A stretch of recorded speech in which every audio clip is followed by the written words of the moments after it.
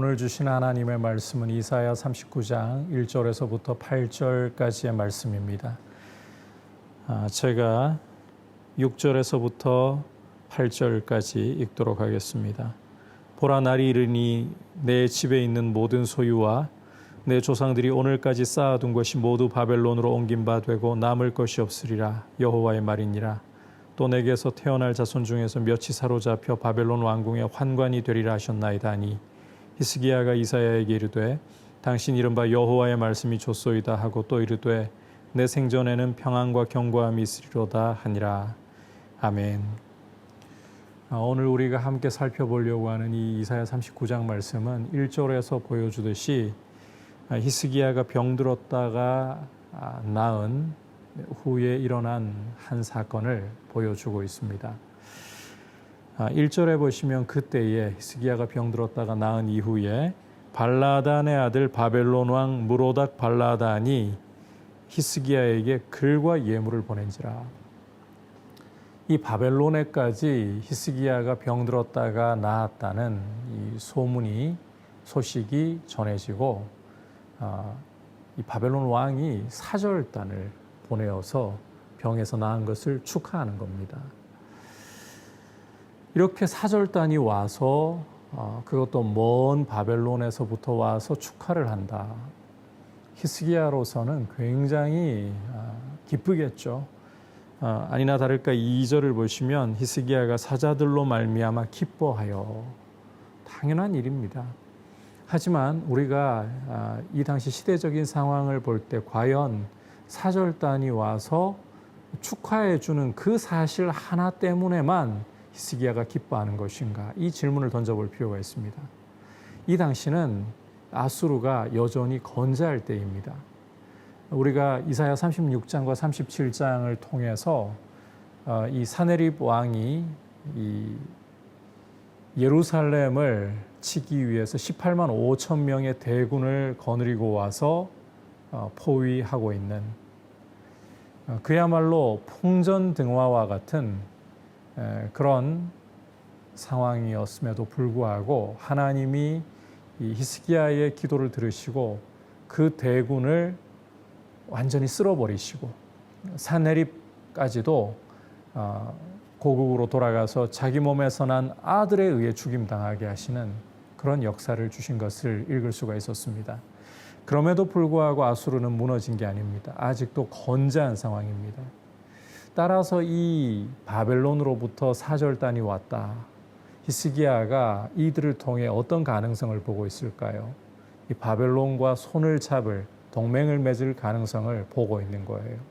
히스기야가 기뻐하여 이 사절단 때문에 기뻐한다는 것은 축하를 받기 때문에 단순히 기쁜 것뿐만이 아니라 이렇게 동맹의 가능성을 보면서 사절까지 보내니까 동맹 맺는 게 어려운 일 아니잖아요. 그렇게 기뻐한다는 거죠.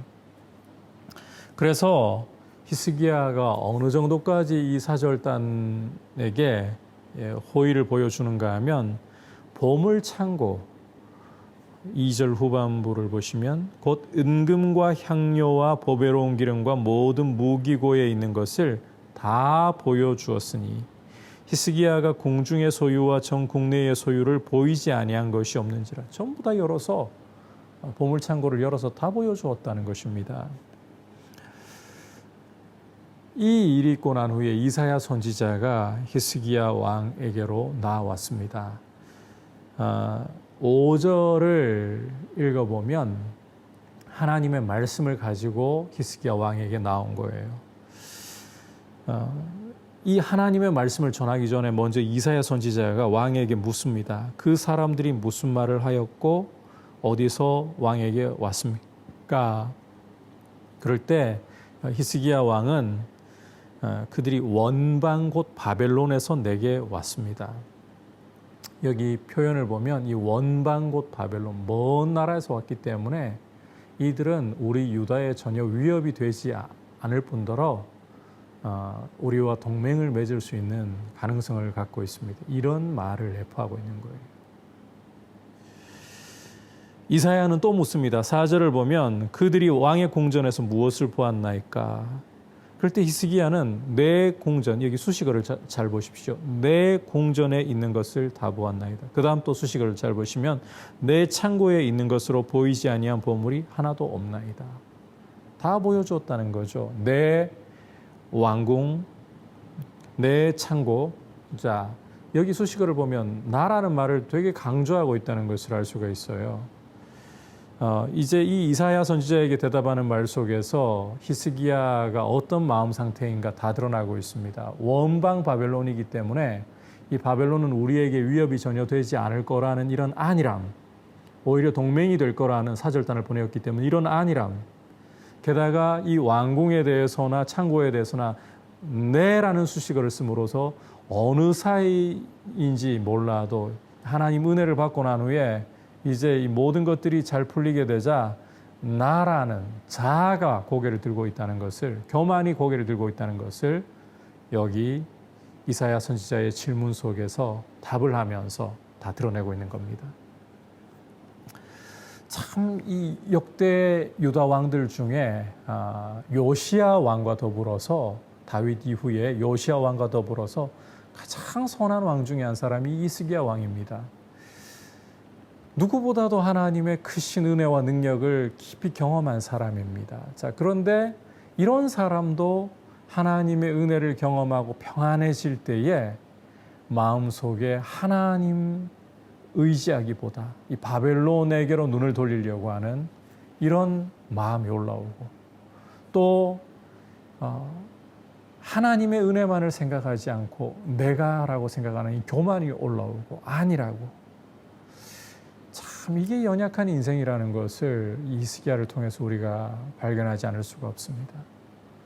그런데 이렇게 하나님을 의지하지 않고 사람을 의지하려고 하는 모습이나 아니라고 교만해지는 이런 모습이나, 이것은 굉장히 위험한 것입니다. 자, 왜 위험할 수밖에 없는가? 이제 5절 이사야 선지자가 여호와의 말씀을 들으소서라고 하는데, 이어지는 6절, 7절을 보시면 바벨론의 포로로 끌려가게 될 것이다. 원방, 안심할 수 있는 저 멀리 떨어진 나라 바벨론이라고 히스기야는 말했는데, 그 바벨론이 유다를 무너뜨리고 포로로 끌고 갈 것이다. 그 말씀을 전해줍니다. 6절, 7절 보시면 보라, 날이 이르리니 내 집에 있는 모든 소유와 내 조상들이 오늘까지 쌓아둔 모든 것이 모두 바벨론으로 옮긴 바 되고 남을 것이 없으리라. 여호와의 말이니라. 또 내게서 태어날 자손 중에서 몇이 사로잡혀 바벨론 왕궁의 환관이 되리라 하셨나이다 하니. 이 바벨론 멀리 있기 때문에 우리 유다의 위협도 안 되고 오히려 동맹이 될 것이다. 아니라는 거예요. 이 바벨론이 유다를 무너뜨리고 포로로 잡아갈 것이다. 이게 참 사람이 이 안일해지고 교만해지고 하나님을 의지하지 않을 때 이러한 부분에 대해서는 상상조차도 못하는 거죠. 이런 이 하나님을 의지하지 않고 아니라고 교만해지는 이런 모습은 히스기야에게서 보듯이 이런 위험을 가져오는 것입니다. 따라서 우리가 하나님을 의지하는 모습이, 참 겸손히 하나님만을 의지하는 모습이 얼마나 복이 있는가. 성도는 하나님만 의지하려고 해야 합니다. 아니라고 교만한 모습에 빠지지 않도록 늘 하나님의 은혜를 구해야 합니다. 섰다고 생각할 땐 넘어질까 조심해야 되는 것입니다. 히스기야를 보면서 우리가 반면교사를 삼을 수 있기를 바랍니다. 자, 이제 마지막으로, 그렇다면 히스기야가 이런 말씀을 전해 듣고 어떤 반응을 보일까? 8절에 보면 이렇게 대답을 합니다. 당신 이른바 여호와의 말씀이 좋소이다. 자, 여호와의 말씀이 좋소이다. 이런 부분에서 보면 하나님의 말씀을 그대로 수용하고 있는 모습을 볼 때 바벨론에 의해서 나라가 망한다라는 이런 심판의 말씀을 주셔도 이 심판의 말씀이라도 수용하고 있는 모습을 볼 때 히스기야가 그래도 참 하나님 은혜를 아는 사람이구나. 말씀을 겸손히 받아들이기 때문에 좋은 부분을 볼 수가 있습니다. 그런데 그 다음 대답은 굉장히 아쉽습니다. 또 이르되 내 생전에는 평안과 견고함이 있으리로다. 한편으로는 이해도 됩니다. 왜냐하면 하나님의 말씀은 변치 않는다. 이런 생각을 히스기야도 갖고 있는 것 같아요. 그래서 이미 심판을 선언하시는 거 어떻게 하겠나. 나라도 평안히 이 조상의 묘실에 들어갈 수 있는 그런 여건이 되는 것만 해도 어디인가. 이것만 생각할 때는 히스기야가 그래도 겸손한 것처럼 보입니다. 하지만 히스기야에게서 우리는 너무너무 큰 아쉬움을 한 가지 지울 수 없다는 것을 생각할 수 있어야 합니다. 제가 앞서 이 히스기야 왕과 더불어서 다윗 이래 유다 역대 왕들 중에 가장 선한 왕으로 또 한 사람 요시야를 말씀드렸습니다. 이 요시야의 경우는 므낫세의 죄 때문에 자신의 할아버지였던 므낫세의 죄 때문에 유다가 반드시 멸망할 수밖에 없다. 이런 말씀을 듣고도 뿐만 아니라 그런 상황에서라도 요시야는 말씀 앞에 옷을 찢었기 때문에 애통했기 때문에 평안히 조상의 묘실에 들어가고 그런 환난을 보지 않을 것이다. 자신에게는 평안이 있다는 말씀을 들었음에도 보장받았음에도 불구하고 어떻게 했느냐. 포기하지 않고 나라를 하나님 앞으로 돌이키기 위해 개혁을 시도했습니다. 그런데 히스기야를 보면 그런 모습이 안 보여요. 하나님의 말씀을 겸손히 받아들이는 것은 좋아요. 자신의 시대라도 평안함이 있다는 게 감사하다라고 하는 이게 언뜻 보기에는 말씀을 받아들이는 것이니까 좋아 보여요. 하지만 요시야를 볼 때는 굉장히 아쉽습니다. 왜냐하면 자신 이후를 생각하지 않기 때문입니다. 자신의 뒤를 이을 유다 왕들과 유다 백성들은 어떻게 되는 것입니까? 그리고 히스기야는 하나님의 크신 긍휼을 생각하지 않습니다. 자신이 죽게 되었을 때는 말씀으로 하나님이 내가 죽게 되었으니까 집안을 정리해라. 그럴 때에는 벽을 향해서 통곡하면서 하나님의 긍휼을 구했던 사람입니다. 그런데 뒤를 이을 후손들을 위해서 유다의 운명을 위해서는 왜 애통하지 않는가? 여러분, 성도는 자신의 안위뿐만이 아니라 다음 세대를 생각하고 다음 세대에게 신앙생활을 잘할 수 있는 환경을 물려주고자 하는 마음이 있어야 합니다. 우리 한국교회가 참 어려운 때를 겪고 있는 이때에 우리 성도들은 우리 다음 세대에게, 우리 자녀에게 믿음이 잘 세워질 수 있도록 또 우리 자녀들이 편안하게 신앙생활을 할 수 있는 환경을 물려주기 위해 하나님 앞에 정말 간구하고 애통해야 할 줄로 생각합니다. 무엇보다 중요한 것은 하나님이 긍휼하신 분이라는 거예요. 비록 화를 말씀하시더라도 진노 중에도 긍휼을 잊어버리지 않으시는 하나님을 의지하지 않은 게 너무너무 아쉽습니다. 우리가 하나님의 긍휼하심을 의지하고 하나님의 긍휼하심에 끝까지 메어 달릴 수 있는 요시야와 같이 하나님 앞에 메어 달릴 수 있는 그런 모습으로 우리 자신을 드리는 것이 신앙생활하는 아름다운 모습입니다. 그러한 모습으로 우리가 하나님 앞에 설 수 있기를 축복합니다. 같이 이제 말씀 생각하면서 기도하기를 원합니다. 이 히스기야 왕의 모습을 통해서 사람이 참 연약하구나.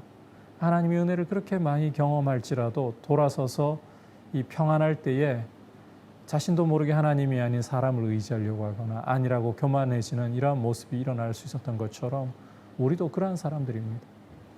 늘 겸손하게 하나님만을 의지할 수 있게 해주시고 아니라고 교만한 마음이 우리를 사로잡지 못하도록 주님 앞에 늘 은혜를 구하고 긍휼을 구할 수 있도록 그리고 무엇보다 우리 다음 세대, 우리 자녀들에게 하나님 믿음이 잘 심겨지게 은혜를 베풀어 주시고 또 우리 한국교회의 미래로 잘 서갈 수 있도록 무엇보다 하나님 아버지 우리 자녀들에게 평안하게 신앙생활할 수 있는 그런 은혜를 베풀어 주시옵소서. 그리고 대구에 지금 코로나 확산세가 심상치 않게 발생하고 있습니다. 주님, 이 어려운 상황 속에서 잘 제어될 수 있도록 긍휼 베풀어 주옵소서. 같이 기도하겠습니다. 하나님 아버지, 히스기야의 모습을 보면서 아무리 큰 은혜를 받아도 사람이 또 얼마나 쉽게 무너질 수 있는가, 얼마나 하나님을 의지하기보다 눈에 보이는 사람을 의지하기 쉽고, 얼마나 아니라고 교만해지기 쉬운가를 분명히 보았습니다. 주님, 히스기야만의 문제가 아니라 바로 우리의 문제이기도 합니다. 그러하기에 은혜와 긍휼을 베푸셔서 주님만 의지할 수 있도록, 겸손히 주님만 의지할 수 있도록 도와주시고, 우리 안에 늘 하나님의 은혜를 구하면서 아니라고 교만에 빠지지 않도록 주님 긍휼을 베풀어 주옵소서. 아울러 우리 자녀들에게 믿음을 잘 물려줄 수 있고, 또 우리 자녀들이 믿음을 가지고 평안하게 신앙생활하기 위해서 아버지, 우리 부모들이 주님 앞에 크신 은혜와 긍휼을 구하면서 신앙생활하기에 좋은 환경을 물려주기를 사모하며 주님 은혜에 의지하게 하여 주옵소서. 주님, 아울러 간구합니다. 코로나19 확산세가 심상치 않은 가운데 있습니다. 주께서 이 상황을 돌아보시고 긍휼을 베풀어 주셔서 잘 제어될 수 있도록 주님 돌보아 주시옵소서. 예수님의 이름으로 기도드립니다. 아멘.